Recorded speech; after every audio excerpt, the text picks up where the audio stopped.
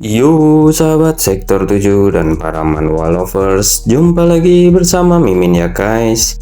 Hari ini Mimin akan melanjutkan alur cerita manhwa Night of the Goblin. Sebelum kita masuk ke ceritanya, Mimin ucapkan terima kasih sudah klik video ini. Dan jangan lupa dukung Mimin dengan cara subscribe, like, komen, serta share video ini ya guys.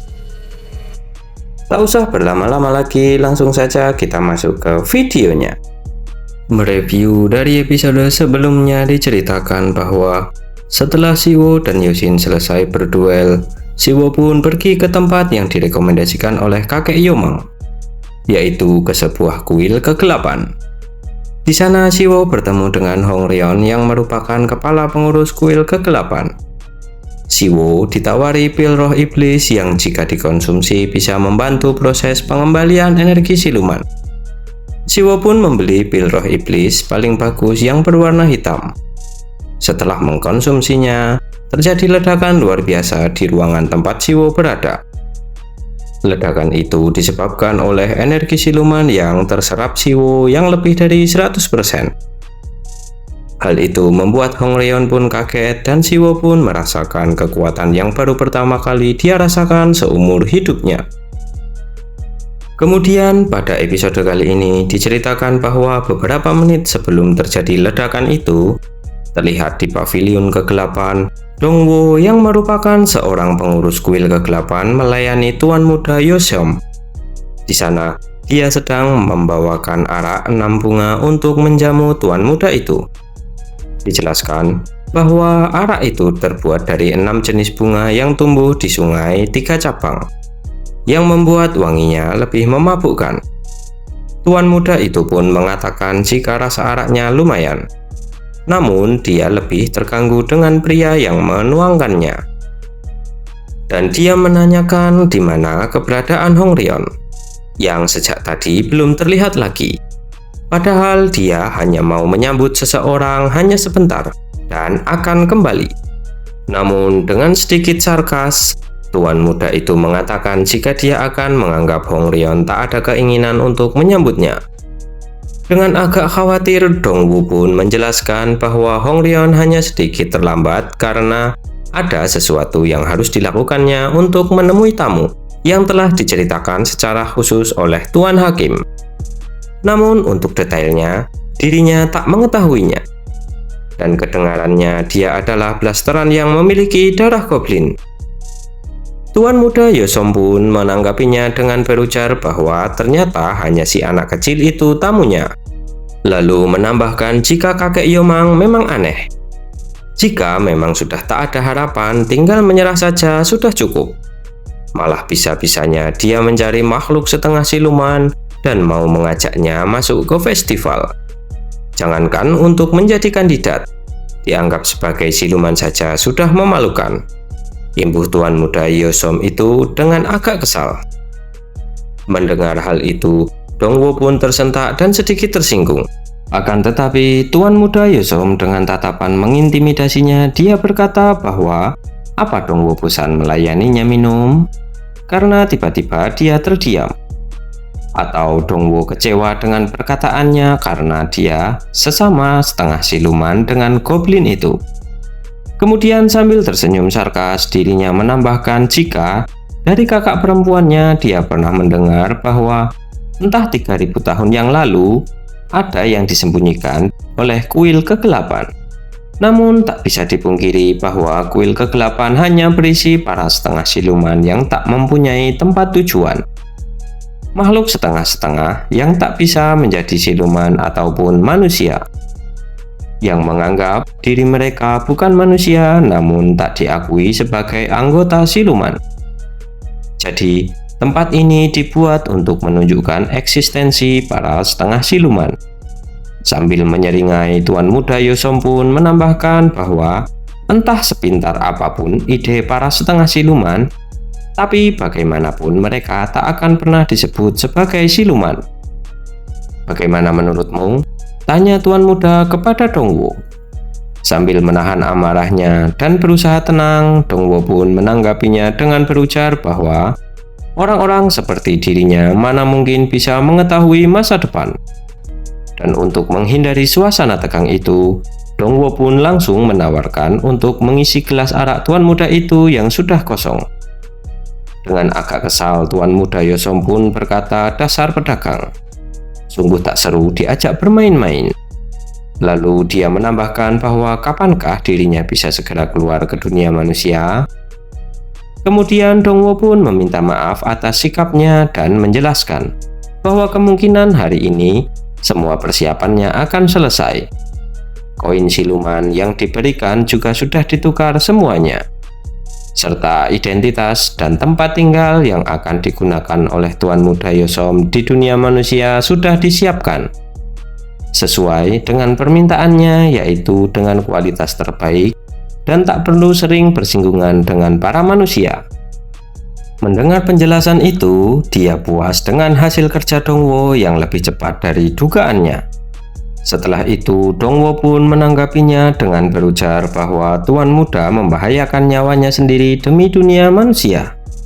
Jadi, dirinya harus mengusahakan yang terbaik untuk tuan muda Yosom. Akan tetapi, Yosom pun menanggapinya jika itu bukan demi mereka, melainkan karena kekesalannya saja. Karena ada yang datang entah dari mana membuat onar di sini.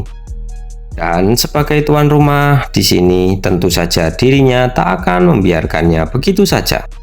Namun dalam hatinya dirinya mempunyai tujuan lain, yaitu jika dirinya bisa berkontribusi dalam menangani masalah itu serta mengangkat reputasi keluarganya, maka ayahnya pasti akan mengakui jika dirinya layak maju ke festival. Keyakinan dirinya itu berasal dari pemikirannya yang tak kalah berbakat dengan kedua kakaknya. Hanya saja perbedaannya, kedua kakaknya lahir 100 tahun lebih cepat darinya. Itulah yang membuat perbedaan kemampuan dirinya dengan saudara-saudaranya itu. Maka dari itu, Yosom pun berpikiran untuk membuktikan bahwa dirinya layak menjadi kandidat. Dan setelah itu, selama 6 bulan ke depan, dirinya harus sanggup mengejar kemampuan kedua kakaknya dengan cara apapun. Kemudian setelah itu, Yosom pun sambil menyeringai menanyakan kepada Dongwo tentang Hongryong. Dirinya ingin memberikannya pekerjaan lebih dari sekedar menuangkan arak. Dirinya menginginkan Hongryong untuk menjadi pelayan pribadinya selama dia di dunia manusia. Yosom juga menambahkan agar Dongwo tak perlu salah paham. Walaupun Hongryong cantik, dirinya tak berminat untuk menggoda wanita setengah siluman. Hanya saja kedatangannya di dunia manusia bukan untuk main-main saja. Jadi dirinya tak ingin memikirkan hal lain selain memburu para penyusup-penyusup itu. Lalu dengan nada yang sedikit intimidatif serta arogan, Yosom juga menambahkan jika dirinya tahu mereka itu pedagang. Jadi harus menuruti keinginan pelanggan yang telah memberinya uang dan jangan sampai membuatnya kesal. Akan tetapi tiba-tiba terjadi ledakan energi siluman yang luar biasa yang mengagetkan mereka berdua di tempat lain yang berada di kuil kegelapan. Kemudian dijelaskan bahwa energi adalah sesuatu yang mengalir di seluruh alam semesta seperti halnya air dan makhluk hidup. Sedangkan makhluk hidup hanya seperti wadah bagi air untuk sementara. Jadi elemen yang ada di dalamnya serta cara menggunakannya bisa berbeda-beda setiap makhluknya. Namun prinsip untuk semua spesies termasuk manusia dan siluman pada dasarnya sama. Ukuran wadah bisa diperbesar, tapi wadah tak bisa menampung air yang lebih besar dari kapasitasnya. Itulah prinsip dasar yang tak perlu penjelasan lagi. Kemudian berpindah di tempat Siwo. Saat ini dia menanyakan keadaan Hongryong dan juga mengatakan jika sepertinya gara-gara dirinya, Hongryong pasti akan kerepotan. Tapi obat yang diberikan oleh Hongryong ternyata jauh lebih hebat dari yang dikatakannya. Lalu sambil tersenyum, Siwo berujar bahwa suasana hatinya saat ini sangat meningkat dan merasa bahwa dirinya bisa melakukan apa saja saat ini.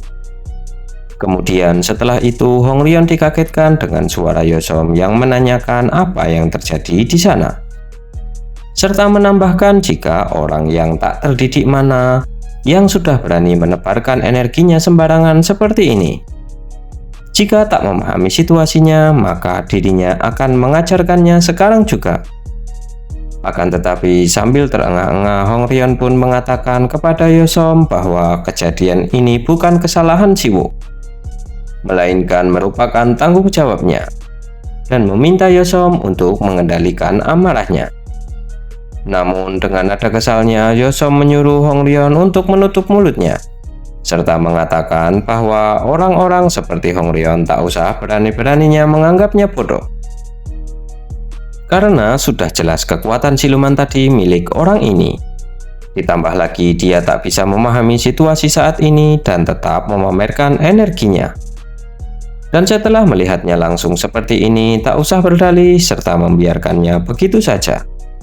Kemudian sambil tersenyum, Siwo menyela obrolan itu dengan berujar bahwa dirinya meminta maaf karena belum terbiasa mengendalikan kekuatan silumannya, dan tak menyangka akan terjadi hal yang bisa merugikan Yeosom.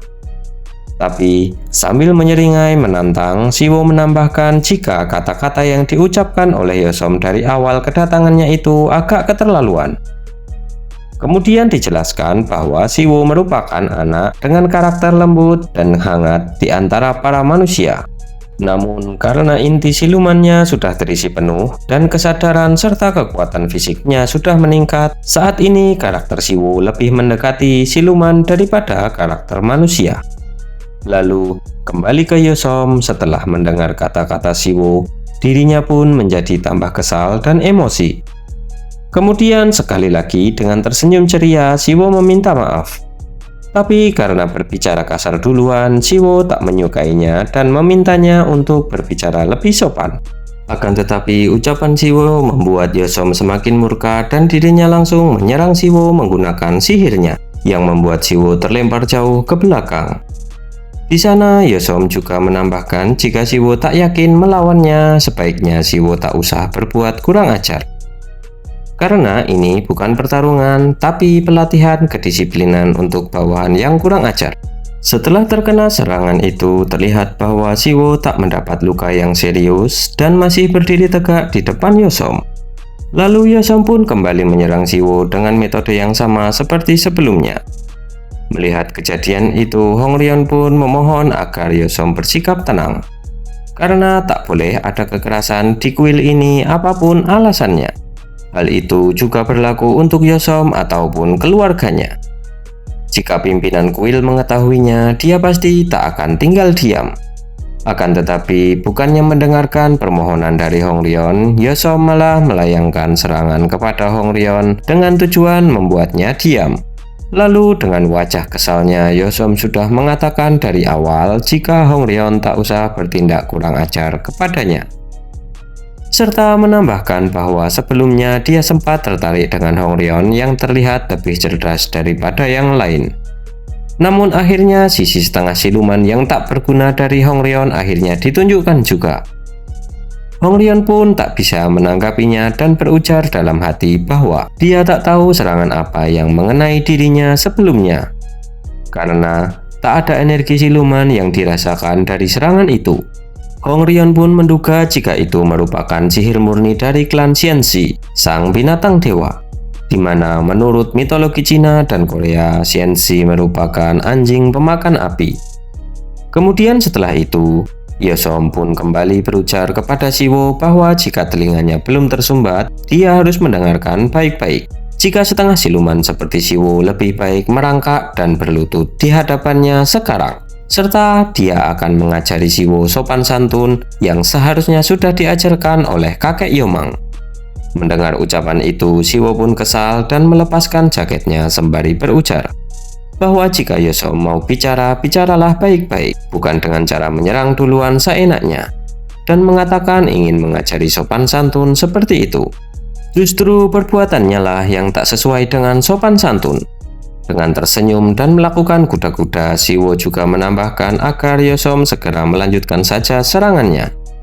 Menyambut tantangan dari Siwo, dengan muka arogannya Yeosom pun akan melanjutkan serangannya. Jika memang Siwo benar-benar ingin pindah alam. Bersamaan dengan hal itu, Yeosom pun kembali menyerang Siwo. Namun Siwo bisa menepis semua serangan itu serta berujar bahwa yang diterbangkan oleh Yosom adalah air. Walaupun dirinya tak mengetahui prinsip kinerjanya, namun yang pasti itu adalah sihir yang ditembakkan dengan media tetesan air kecil berkecepatan tinggi. Kemungkinan serangan pertama sebelumnya menggunakan air teh yang tumpah di lantai kayu. Meskipun hanya bulir air, rasanya seperti tertabrak mobil jika terkena serangan itu. Namun setelah merasakannya, Siwo pun menambahkan jika dirinya menjadi bisa melihat serangan kedua dari Yosom. Wujudnya adalah tetesan air sebesar kuku yang tiba-tiba ada di udara. Maka dari itu dapat disimpulkan bahwa Yosom bisa menggunakan uap di udara atau embun yang menempel pada dedaunan. Dan semakin jauh jarak target, maka serangannya juga akan semakin meningkat. Lalu sambil tersenyum sarkas, Siwo juga mengatakan jika dirinya memiliki pengalaman bertarung dengan orang yang kemampuannya mirip dengan Yosom. Dan dibandingkan dengan lawannya sebelumnya, Yosom jauh lebih amatir dari lawannya. Lalu sambil menyeringai, Siwo meminta maaf karena membuat Yosom kesal dan langsung menerjang maju ke arah Yosom. Mendengar dirinya disebut amatir oleh Siwo, Yosom pun mengumpat dan emosi karena dirinya diremehkan oleh bocah setengah siluman. Lalu karena melihat Siwo datang menyerangnya, dalam hati dia berujar bahwa Siwo akan menyerang dengan tangan kanannya. Hal itu bisa diketahuinya dari kemampuan Siwo yang menyedihkan dalam mengontrol energinya. Kemungkinan dia hanya berlatih kekuatan saja dan tak tahu cara menyembunyikan energi silumannya. Akan tetapi tebakannya salah karena tepat saat Siwo berada di depannya, Siwo pun menunduk serta berujar bahwa Siwo sudah mengetahui jika serangannya akan terbaca. Dan Siwo pun langsung memukul Yosom dan membuatnya terjatuh sambil memegangi perutnya.